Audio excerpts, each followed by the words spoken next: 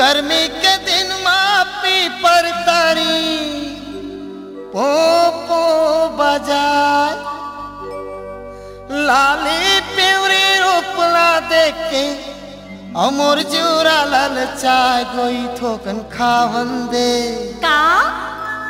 रानी थोकन चुहकन दे चल जा तारी तारी मालार चुचुआए रानी ते मजा बुरा दीरू तारी तारी मालार चुचुआए रानी ते मजा बुरा दीरू गर्मी के दिन मापी पर तारी ओ को बजाए लाली पिवरी रूपला देखे मोर जूरा ललचाए कोई थोकन चुहकन दे रानी थोकन खावन दे तारी तारी मालार चुचुआए रानी ते मजा बुरा देवो तारी तारी मालार चुचुआए गोरी ते मजा बुरा देवो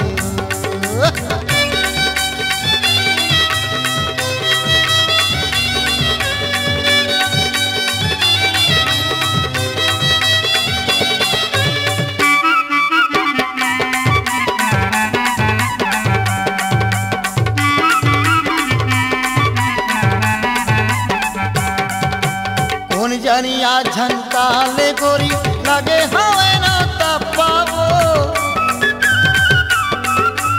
ऐसन झोला मारा के देखा ससनारी सुखा के मोर सफावो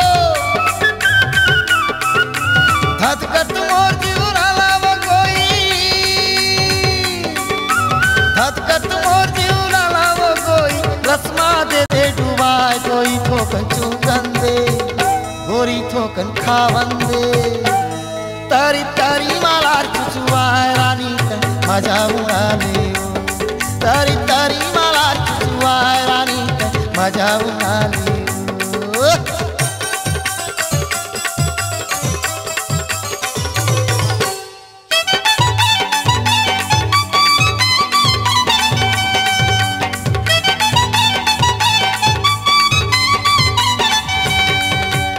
आज भर दे दे मोलावो कोई काली दे तू मैं तोलावो तन के पियास मोर बुझा जाही जुड़ा जाही मोर चोलावो कलपत बिनती मान जावो कोई कलपत बिनती मान जावो कोई मन ही मोरो भूखाए कोई थोकन चुकन दे गोरी थोकन खावन दे तारी तारी मालार चुचुआए रानी ते मजा उड़ा ले तारी तारी मालार चुचुआए रानी ते मजा उड़ा ले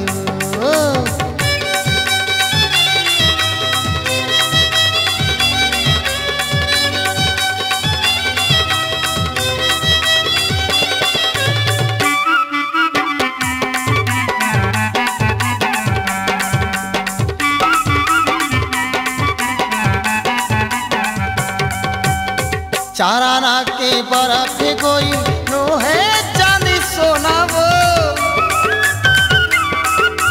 प्यास के कारण तो करम रोवत हाँ रोना वो